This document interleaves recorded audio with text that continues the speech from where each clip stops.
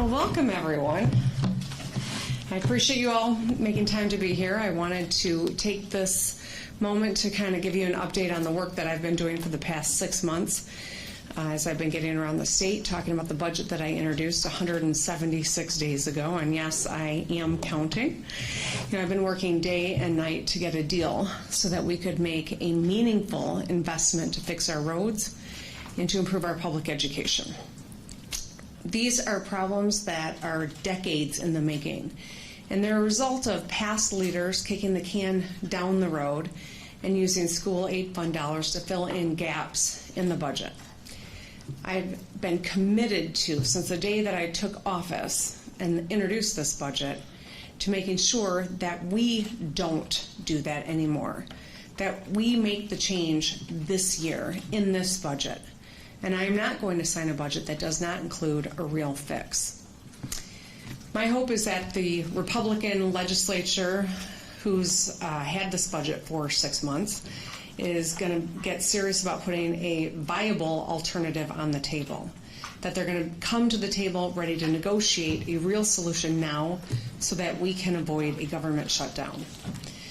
Nobody's going to do this for us. We've got to get it done together so we can build a state where families and businesses can thrive.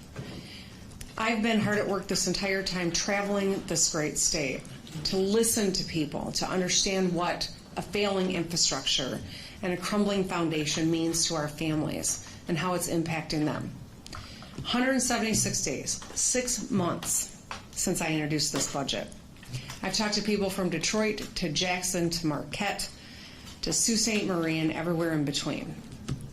I've been on the roads. I've done over 70 town halls, roundtables, budget presentations, and bridge visits. I've met people from all over the state who need Republicans to start doing their jobs and come to the table ready to find solutions.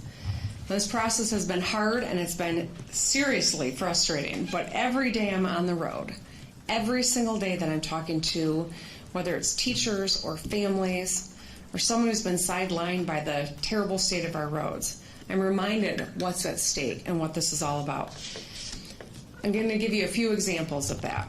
I stopped in Ferrysburg, Michigan, 3,000 people on the west side of this state. We were there because we had to close a bridge. We're closing a bridge every other week in the state of Michigan right now. We had to close a bridge that was rated in serious condition and needed to be closed to all vehicular traffic. While we were there highlighting that this bridge had to be closed because we didn't have the resources to actually fix it, an ambulance was taking the detour, a 3-mile detour to get to someone whose life was on the line, possibly. Fire engines were taking that same detour. This is a bridge that the 2 school districts locally traverse 300 times a day. Is now closed. In Dearborn, I spoke to a man about an incident that happened at the Ford Rouge plant, that Miller Bridge that was highlighted on the front page of the Detroit Free Press. One of the main transformers in that plant failed. So they had to have a supplier ship them a new one to Detroit. The new transformer made it to the stockyard at Wyoming and Michigan Avenue in Dearborn and needed to be driven 1 mile to the plant. But the only way to get there was to get over that Miller Road bridge. But the weight of the transformer was too heavy for the bridge to bear.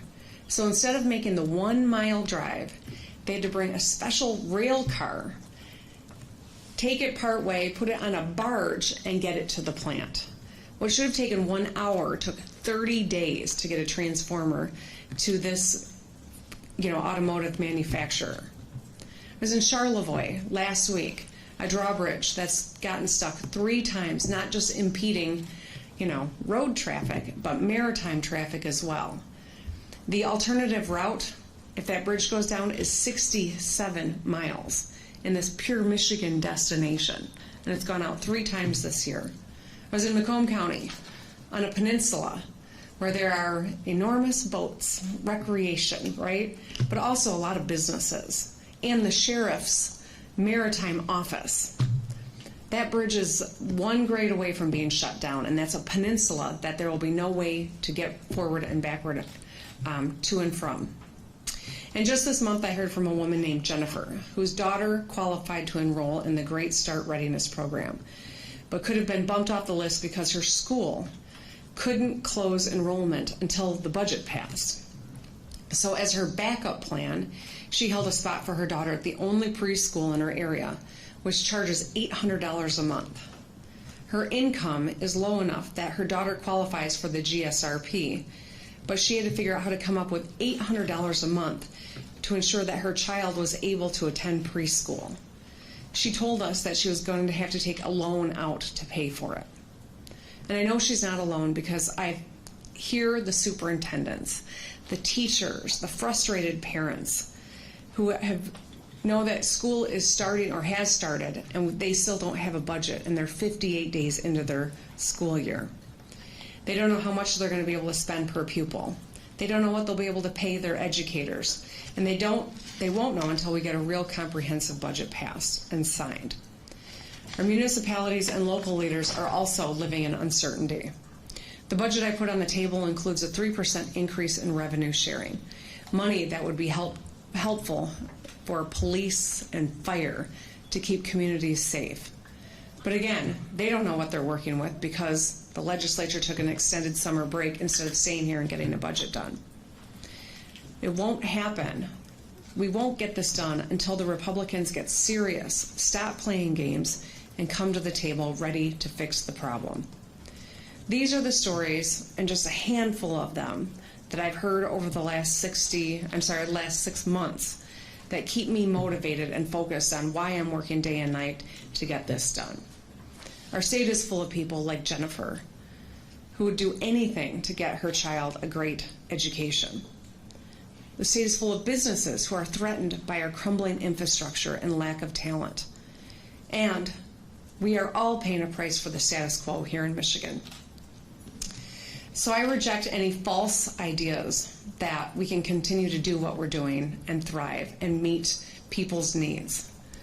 We've seen Republicans say that the funding we have now will get us on track to fix our roads, offering up plans that shift money from education of our kids to the roads, and not even enough to actually fix the damn roads. It's unacceptable. I refuse to accept the status quo, and I refuse to kick the can down the road, as we've seen 25 years of leaders do in this town. The people of Michigan elected me because they trusted me to solve the problems they face every day. When I started my campaign in January 2017, I never anticipated I'd be known as the Fix the Damn Roads lady. But as I got into all 83 counties, I quickly learned that was the number one issue that Michiganders expect and want their governor to focus on. Nearly every day I've met someone like Bridget Bonds who inspired a lot of the conversation around fixing the damn roads. A woman who was devastated when her car was sidelined on her way to visit her child and had to come up with hundreds of dollars to fix her car and had time missed from her son who was in the Detroit Children's Hospital. When I was sworn in January 1st, Michigan had the worst roads in the country. I did not create this problem. It's decades in the making, but I am committed to fixing it. And that's why when I introduced the budget in March, we raised the revenue it was going to need to fix the problem. And at the same time, preserve and ensure that we can invest in our kids' education. I put together a budget so that the legislature could pull one lever and fix a number of problems that we are confronting as a state.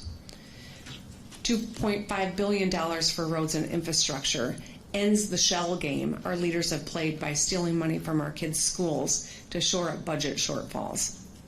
It's a smart, balanced budget, which is why it's garnered support from business, labor, and education leaders.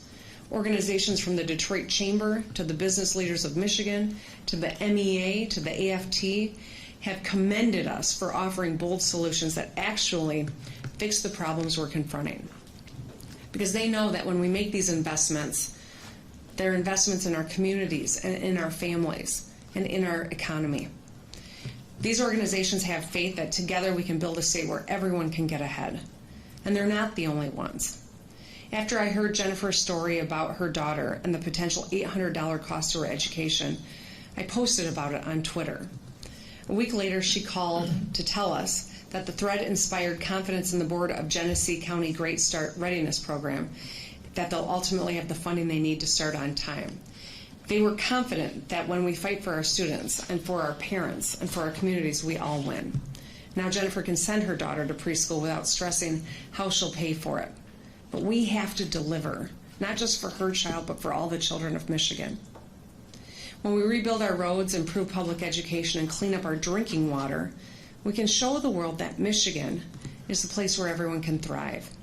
We can attract business and talent and get every child on the path to success. We can solidify our state as the leader in mobility, where we build and drive cars of the future on roads that are built to last and that can communicate.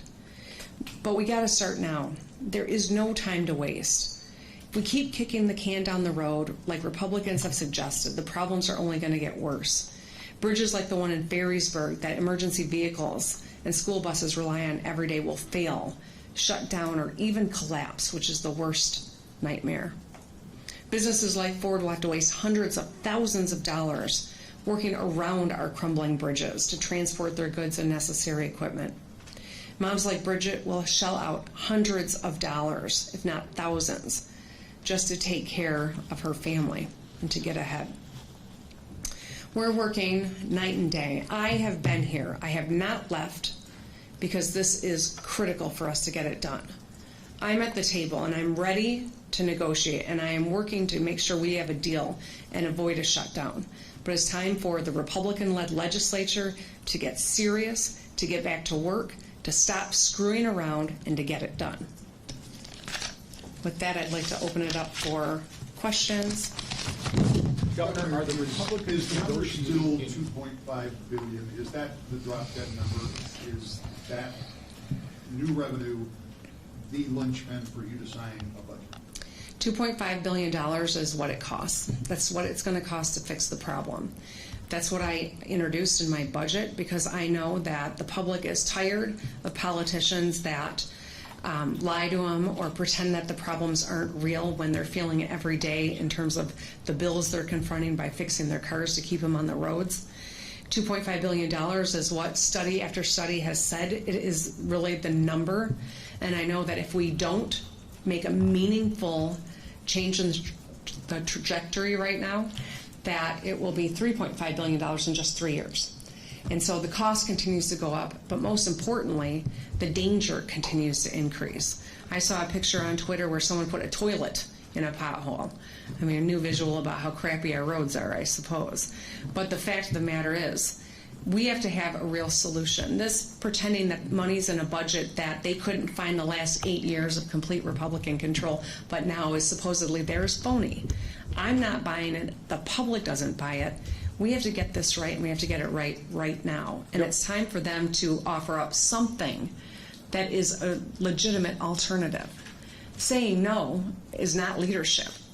Coming up with an alternative, publicly talking about it, and saying this is how we can meet the needs of the people of the state. That's what leadership looks like, and that's what we haven't seen yet. Governor, are the Republicans negotiating in good faith? And if they are not, what is your specific evidence of not negotiating in good faith?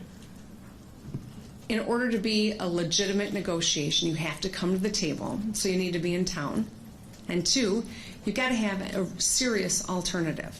No one questions whether or not we have a road problem in Michigan. No one questions whether or not our outcomes for kids are good enough. They're not. We know that.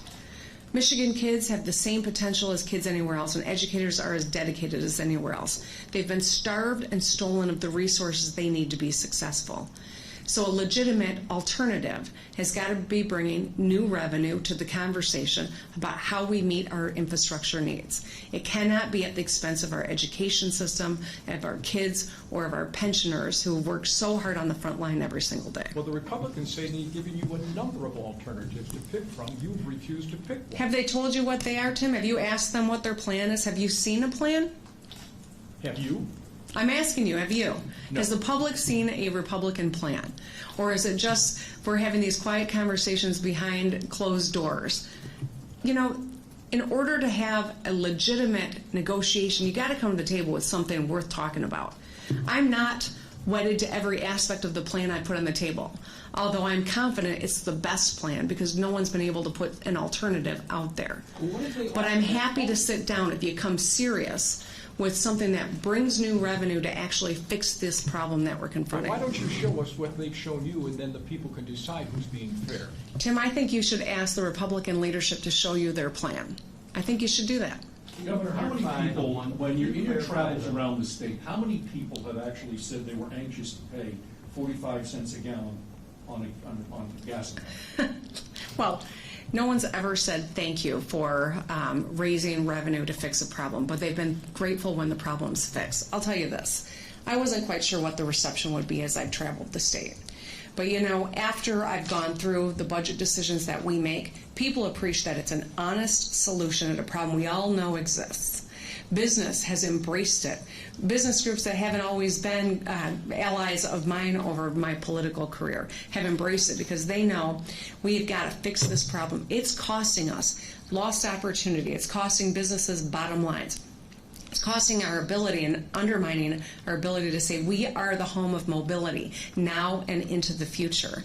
There's a huge cost that comes with this, in addition to what the average motorist is paying. I've seen motorists come out and say, you know what, I'm not crazy about paying it, but I want this fixed. And I trust that you're going to do it and the money's going to go where it needs to be. And that's what this is all about. Actually fixing the problem, respecting the public well enough to know they deserve to know the extent of the problem and what a real solution looks like. People understand, and they're skeptical of any politician who says you can have everything and pay for nothing. We know what we get. We get nothing. Worse yet, we get problems shifted onto us in our households and have to make decisions whether or not to take care of our family or to pay to get our car back on the road. I don't want to pay a gas tax either, but I also don't want a chunk of concrete to come flying through my daughter's windshield or see her sidelined in distress. I don't want to keep paying to fix the cars. A couple of windshields in a year alone and new wheels. We had a flat in the Upper Peninsula, a chunk of concrete in the middle of the road. This is a real problem for us as a state. It's harming our ability to compete, and it's increasing costs on the average person in this state. Governor, you follow up on Rick's question. Your comments to Cranes yesterday, it sounded like you were saying $1.8 billion could work, but does that mean you're no longer insisting on $2.5 billion? We reached out and clarified with Chad Livengood. I think he's a fantastic reporter, but everyone, I think, can misunderstand from time to time. I think there was no real news in that article. The headline looked salacious, but the fact of the matter is, I have said from day one, this is the best plan. It's a $2.5 billion problem that we have. If someone has a better alternative, I'll sit down and talk to you. But if your alternative is let's take money from schools to fill a few more potholes, that's not a real plan. And so all I've communicated is if someone gets serious about bringing an alternative, a viable alternative to my desk, I'm going to engage with them.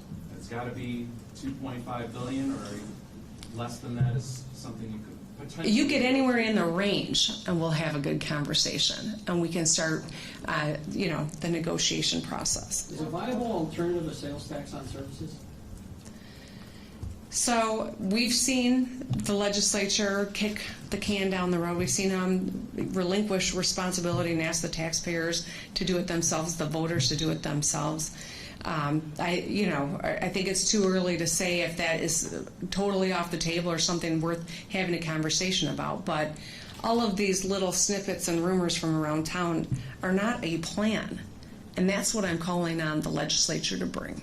Governor, how long are you willing to hold out and go to bat with Republicans given the amount of potential layoffs that could come from a government shutdown? Well, I'm working day and night to try to make sure we get a deal so that we can avoid a government shutdown. I've said during all those weeks, during June and July and August when they were not here in town, that it was going to be weeks like those vacation weeks to blame if we get into September and don't have a budget done. And sure enough, that's where we are. This is what I've been working to avoid. Fact of the matter is, I'm going to be here day and night through the end of September working to make sure that we get to a deal and avoid a shutdown. But it's incumbent on me as the governor of the state to be the responsible party and take the actions that we need in preparation for that scenario, hoping and working toward avoiding it, but getting prepared in the event that it happens. What are you telling departments as far as preparing for it? Made during these meetings with Republicans, have they been helpful at all? So we've had a couple of meetings in the last couple of weeks We had a few months where very few legislators were even in town.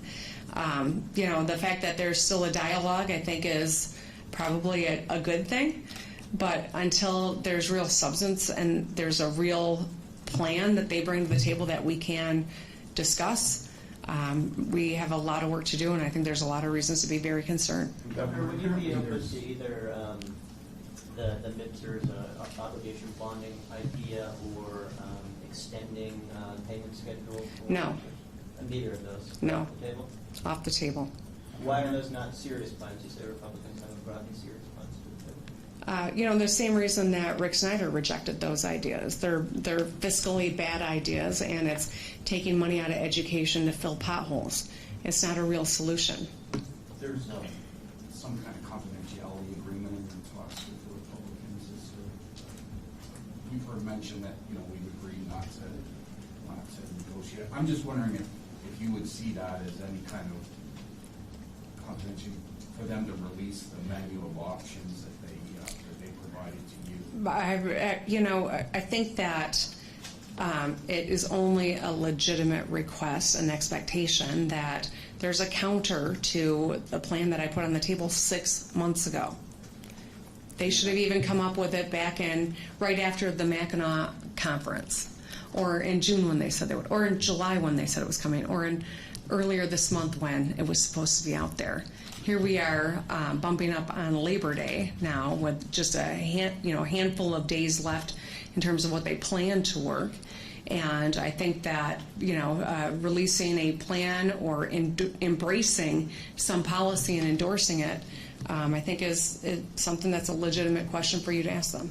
What are you telling You departments as mentioned far earlier as? you're not married to every single aspect in your plan from 6 months ago. Are you prepared yet to say on which issues you would compromise? I'm not going to negotiate with myself. I put a plan on the table. What I've said is that someone who's got an idea, a plan that gets us toward the goal, significantly toward the goal, I will start to engage in a conversation with them, a negotiation with them. Thus far, we have seen nothing of that sort. And I think that's the problem that I'm highlighting right now. What I've said has been consistent since the day I introduced the budget. I challenge someone to come up with a better way to do this. A user fee that is constitutionally dedicated to fixing the problem so there can be no more shell games in the future, and actually commensurate to the problem that we're addressing so we can fix the problem. Governor, The reason no one's come up with an alternative yet is because I've had confidence that it's because there really isn't a great superior way about doing this. But I remain open if there are other ideas of how we do it. Governor, but they got to be real. Did they propose a 20% gas tax hike to you, Governor? Did they propose a 20% gas? A 20-cent gas tax hike. No. Mr. Shirkey, that was reported that he was considering it. You've never had any conversation with him about a gas tax hike or the speaker. Is that correct? Your question seems inconsistent. What are you asking? Did they put on the table a gas tax hike? We have had very short conversations about the MIPSR's idea that they've had. So is that a yes to my question? Have they put on the table a gas tax hike? No, not in any significant way, no. Well, how about an insignificant way? Governor, before you said that you would support the idea of a budget continuance if the negotiations are happening in good faith. Right now, you're saying that might not be the case. If the government shutdown were tomorrow, would you support a budget continuance right now? If it were tomorrow, I mean that's, Mackenzie, I appreciate you're trying to get to this question, and the fact of the matter is I think it'd be irresponsible for me to say whether or not a continuation budget is something that I would consider.